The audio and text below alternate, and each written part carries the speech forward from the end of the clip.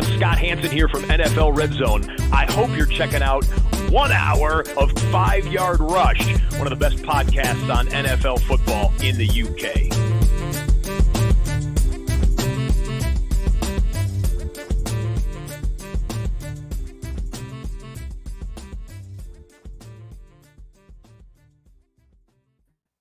Hello, Rush Nation, and welcome to the 5 Yard Dynasty podcast. I am your host, Liam, or at the FSA Tweets on Twitter.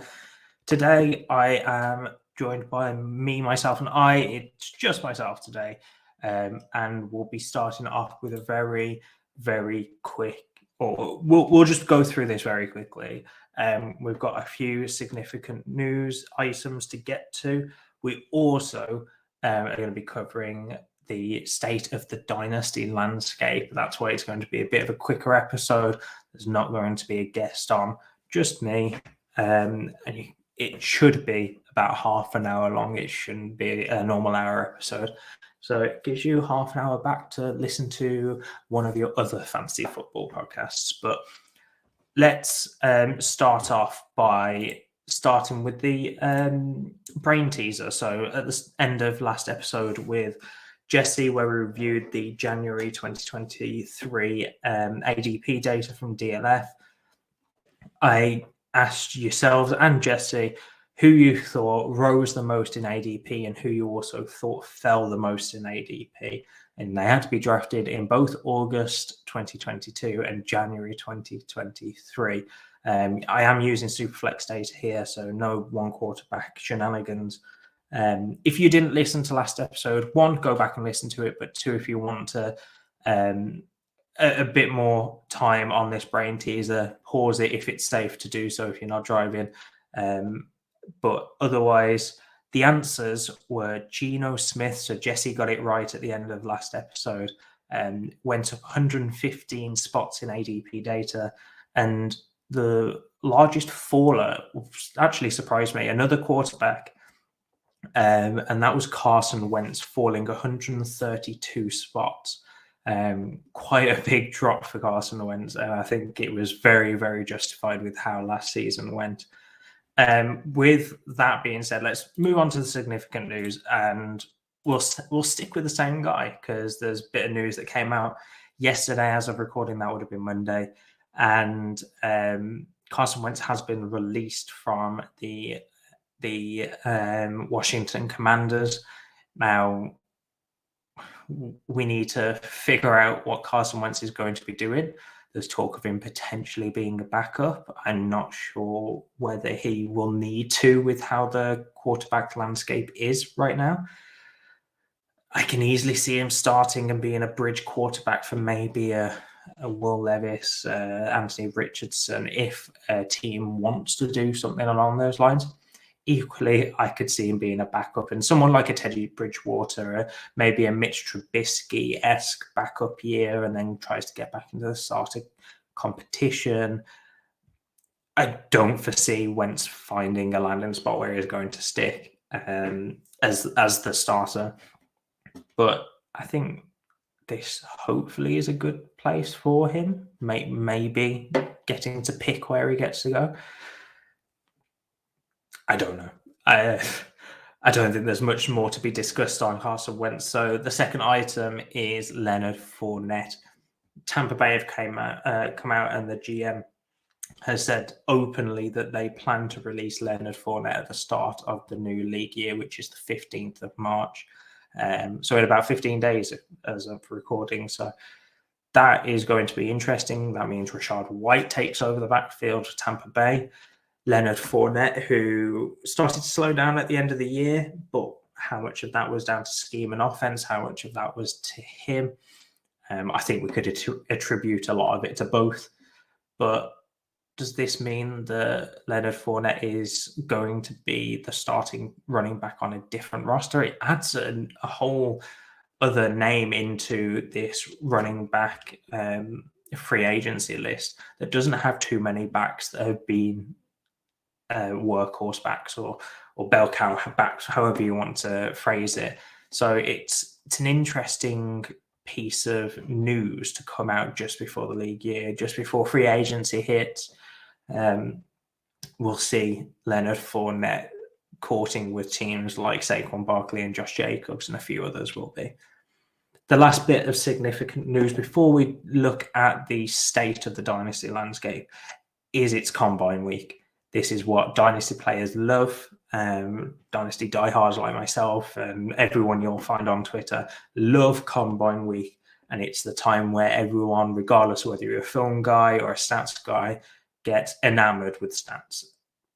The one thing I will say is, as much as I like them because it'll help me complete my rookie model, it will also disappoint a lot of people. I don't think we should be putting too much into these.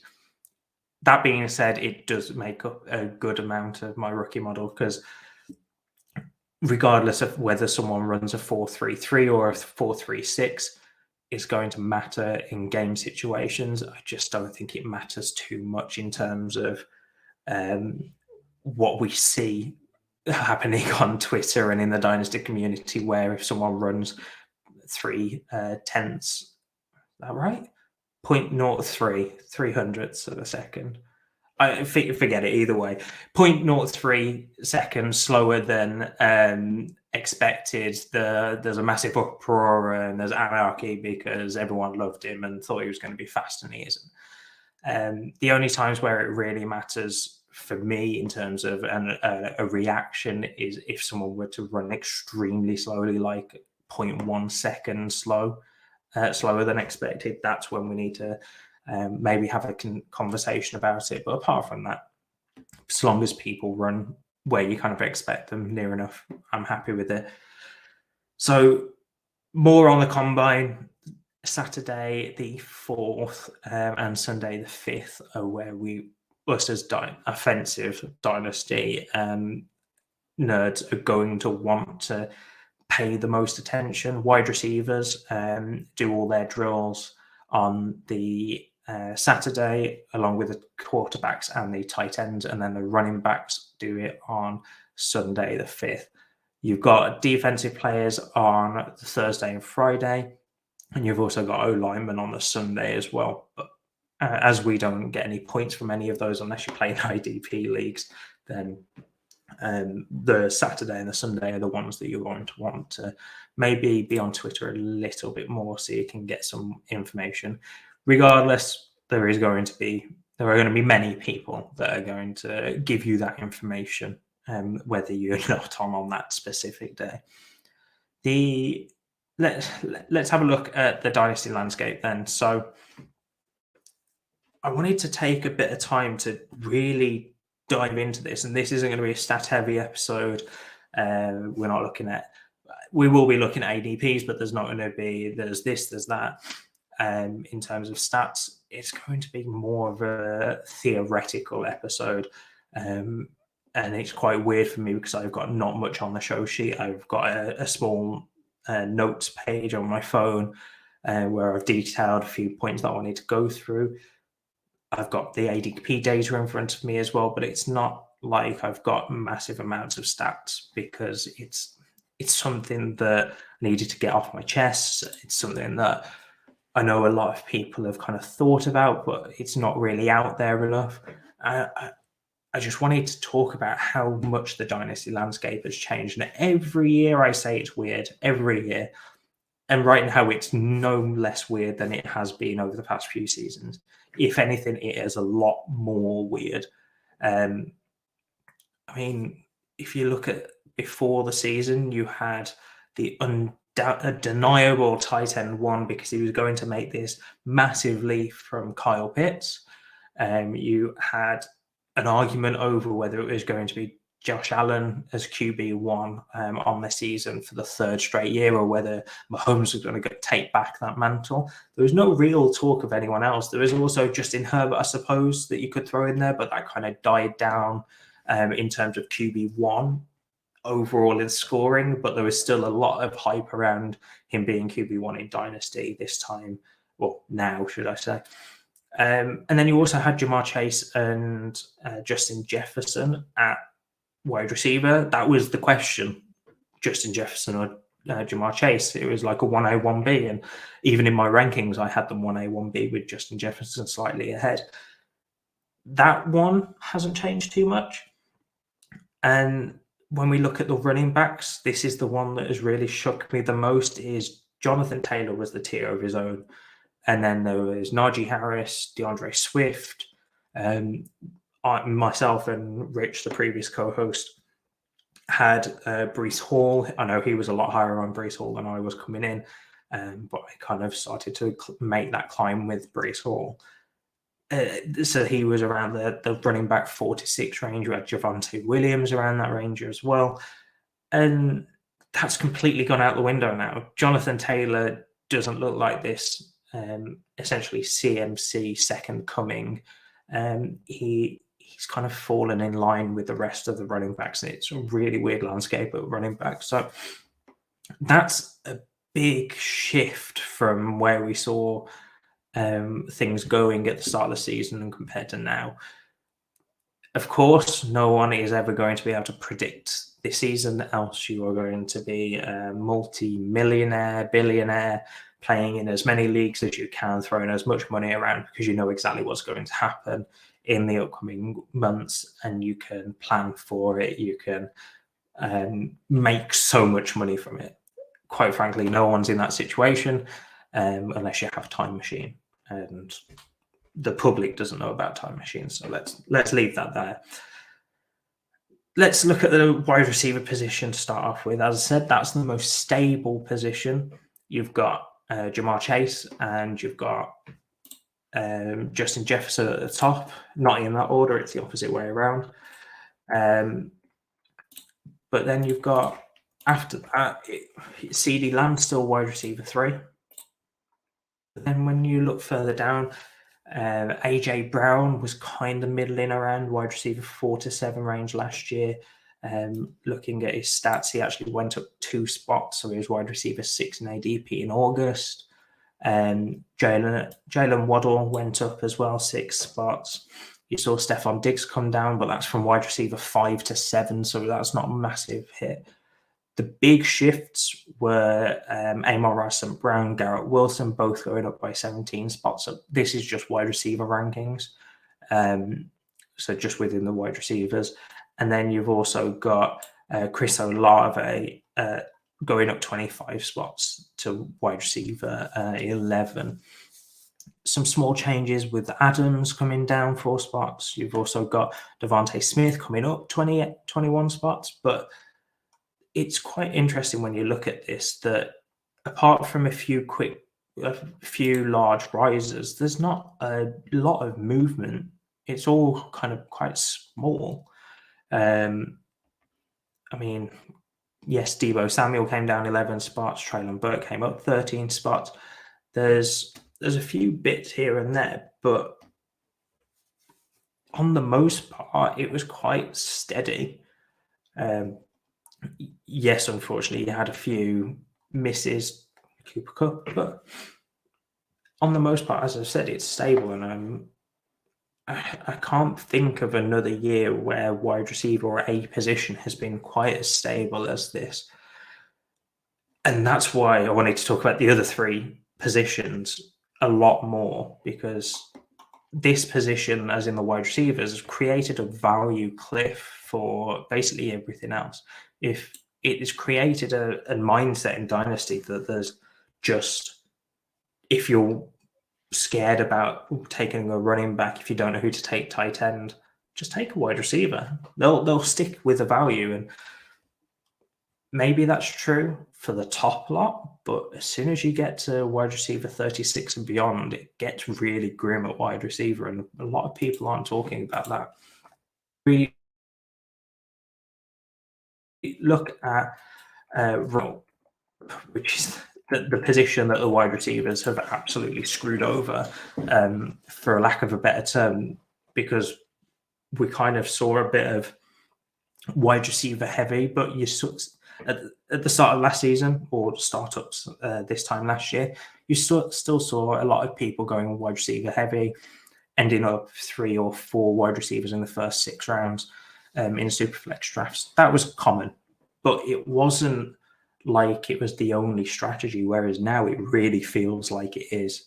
I don't know whether it's a personal thing for me or whether it's a very common thing that has just happened over the course of this year. But if you're not going wide receiver early, then you're putting yourself at a huge risk with these running backs, because a lot of them are either old, or I say either, a lot of them are old, or all of them can get injured at any point. And yes, you can put that across all positions, but a lot of running backs can get injured very easily because it's a heavily contact position. So when we look at the running backs in the top 5, you've got Christian McCaffrey, that's 26. I think, if I remember rightly, becoming 27 before the season starts. Kenneth Walker, young, 22, just come into the league. Jonathan Taylor going into his third season, going to be 24. And then you've got Saquon Barkley going to be 26 going into next year. Austin Eckler going to be 28 going into next year. That's an aging group. And I spoke about it a few weeks ago when we did the running back review. There are only 2 running backs in the, or was it 2 or 3? I can't remember now.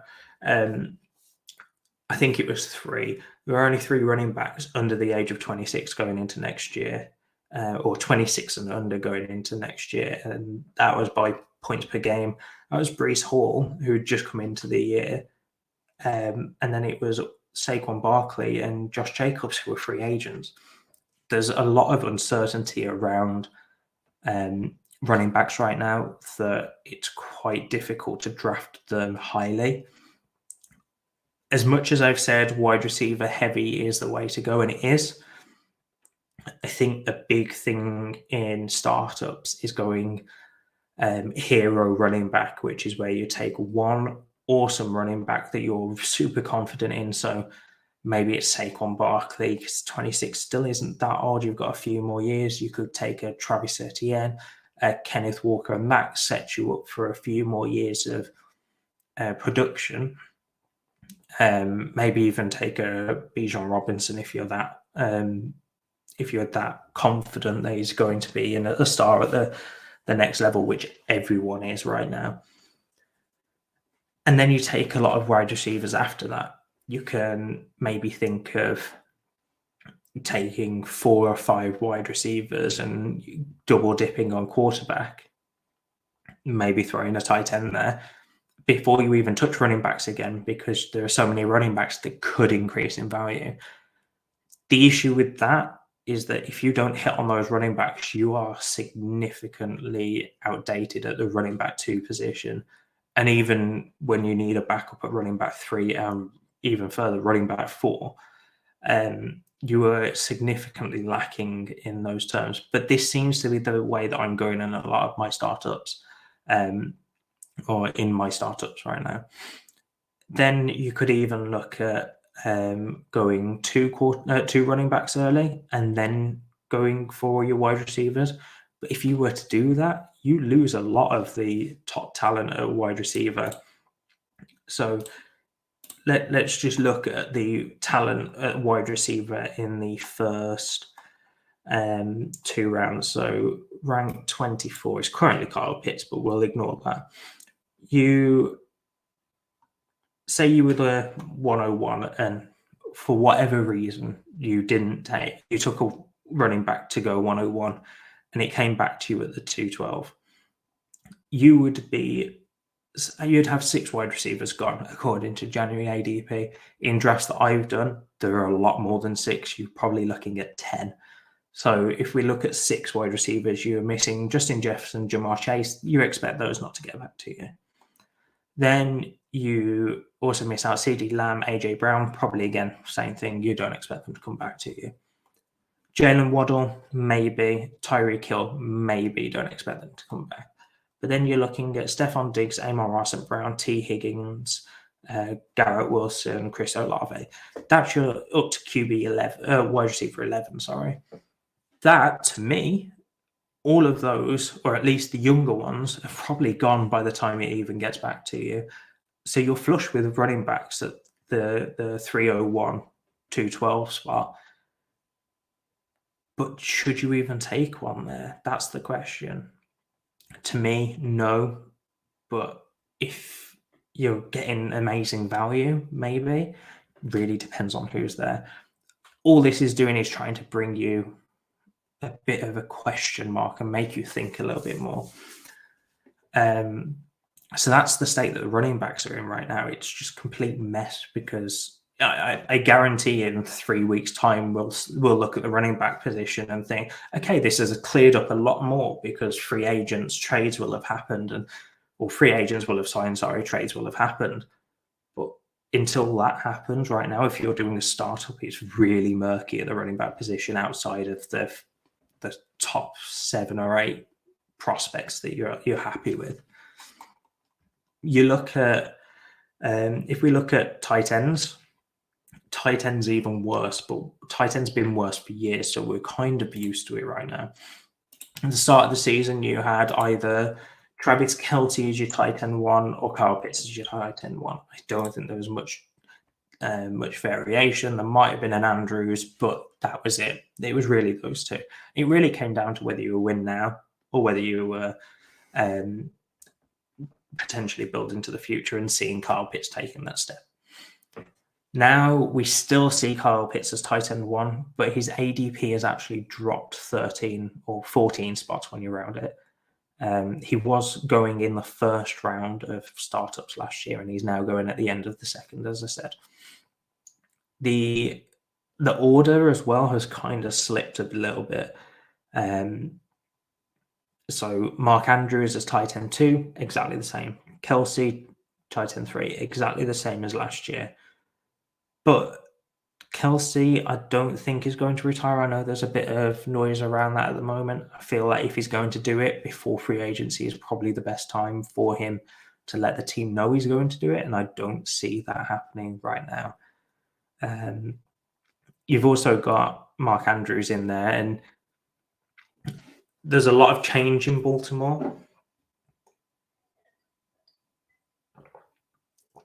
So yeah, there's a lot of change in Baltimore, and I'm not sure whether Mark Andrews is really having that put on him. He's 27. He will go into the season 27, but an old 27. You'll also see a lot of buzz around Lamar Jackson because that deal still isn't done, and we don't know whether that deal is actually going to get done, whether there's going to be a franchise tag put on him and another team swoops in, gives 2 seconds away, and essentially it's a trade. We don't know whether Lamar's going to sit there. So is Mark Andrews at tight end 2 going at the 33rd pick even worth it right now? That's end of the 3rd round. Sorry about that, listeners. So do we even need to think about Mark Andrews at the end of the 3rd, start of the 4th? That feels a bit rich. Travis Kelce is going 2 picks later than him, so that I can kind of see if Travis Kelce doesn't retire. And then after that, we were seeing George Kittle and Darren Waller. Now we're seeing TJ Hockenson, Waller, and Goddard, and it feels like a tier down, even though we kind of thought a tier of 5 with maybe a separate gap last year. This year, it's completely different, and it kind of feels if you don't have one of those top 3, you're kind of going for a guy that maybe could make that leap into the elite tier, but probably isn't going to. And then after that, it's a lot of unknown. Pat Freiermuth, I'm not going to go over a lot of what we've already said on the tight end review, but you really need Pickett to take a step forward before you can consider Freiermuth even making a jump up. Evan Engram, also, no idea what's going to happen. He's a free agent. Dalton Schultz, free agent. Darren Waller is interesting at tight end 10. I like him as a buy low right now because he's so far gone. People aren't really thinking about trades. He had a poor season. He had some injuries. And I don't think people are really thinking about Darren Waller. After that, there's a lot of ooh is the best way to put it. Or ugh. I don't really know how else to put that. David and Njoku at Titan 12 is quite interesting. Greg Dulcich, Titan 14 feels high. Trey McBride, 13 feels high. Zackert coming off a decent size injury is quite interesting at Titan 16 because he's not going anywhere, but whether he's even productive is interesting to think about. Cade Otton at Titan 15 and Isaiah Likely at Titan 17 feels like age is just being brought into these rankings way too much, and stability, but we're not really thinking about whether these tight ends are going to get opportunity and create that production value. So tight ends right now is a complete I can't even say the words that I want to because this is a non-explicit podcast, but cluster or whatever you want to say. It's quite unresolved. I don't really know the best word. So let's skip to quarterback. I mean, quarterback is an interesting situation as it is anyway. You look at the top or the first 12 picks in Superflex drafts. So sorry, there it is. So you've got 10 quarterbacks going. The only non-quarterbacks are Justin Jefferson and Jamar Chase. This is what I'm talking about. If you're not taking a quarterback in Superflex, wide receiver is the next valuable position by a long shot. It's like a massive step down if you were to have to take a running back.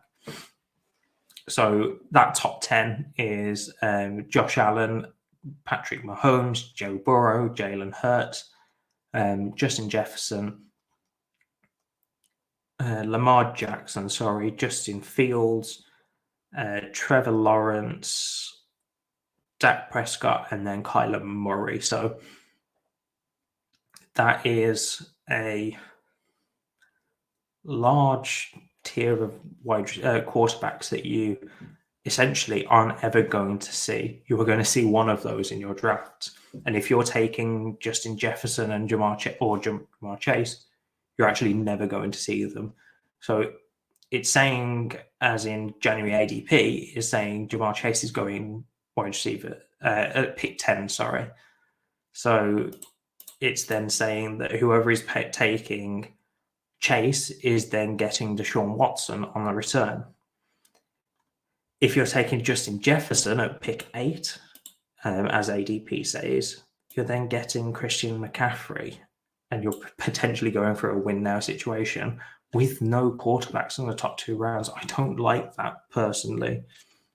I don't like coming out of my drafts without a quarterback in the first 2 rounds. It feels wrong in so many ways.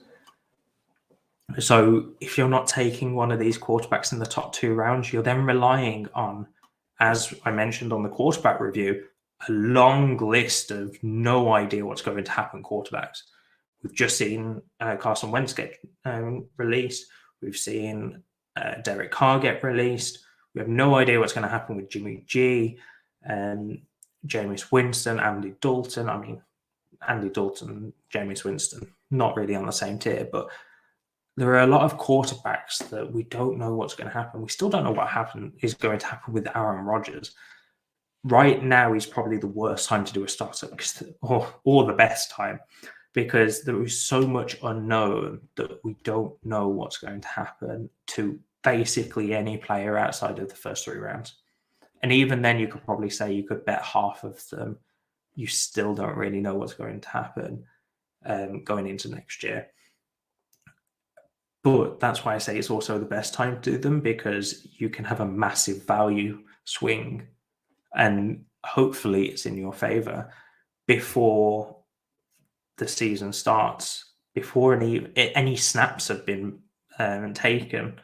You could have increased your roster value just by drafting and sitting there and not doing anything. So if you are drafting right now, good luck, because it's a volatile place. I also know the running back or the rookie picks, are going quite highly as well. That's probably down to there's a lot of hype around the first 3 or 4 picks, and a lot of depth. But I think a lot of that comes through to the lack of known in the dynasty landscape right now. That's what I wanted to bring to you today. Is basically if you're starting a dynasty draft now, you're potentially probably going to kick yourself in 15 days' time when the new league year starts, free agency starts in a few weeks' time as well. When the combine hits, you'll probably see, if you're at the right spot, you'll probably see a pick go because they've just realized that some guy has run faster or something along those lines. That means that they can make that pick there and hopefully get him.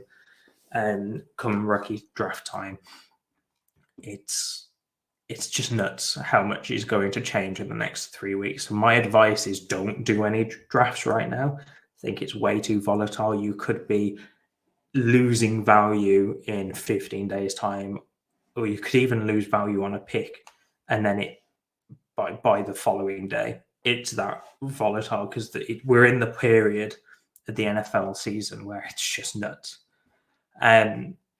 I think I'm going to leave it there because there's a lot of things I could say, but it's going to be a lot of repeating, and I don't want to put too many stats into this because this is a thought-provoking exercise. It's not a stats-driven podcast. Before I do get out of here, though, if you are listening as a live stream or on the 28th of February, the UKFFC is still running the Scott Fishbowl draft, the Scott Fishbowl spot giveaway. So if you have a ticket by the end of the 28th of February, you will be entered. So if you are listening and don't currently have one, go get one. If you've missed out on the Scott Fishbowl giveaway, get one anyway. If you're in the UK or around that time, whether you're from the UK or not, there are plenty of people that are going to be there. We've sold nearly the same amount of tickets as we did last year, and we're still 5 months away from the event, which 4.5 months. So that's quite incredible to see. We love that support. So if you are looking to buy a ticket regardless, or just want some more information about the event, because there's going to be so much pumping out over the next few months, go over to the @_UKFFC Twitter or at UKFFC on Facebook as well. Loads of information about to be pumped out. So that's it for me, guys. Until next week, stay safe and we'll see you then. Bye.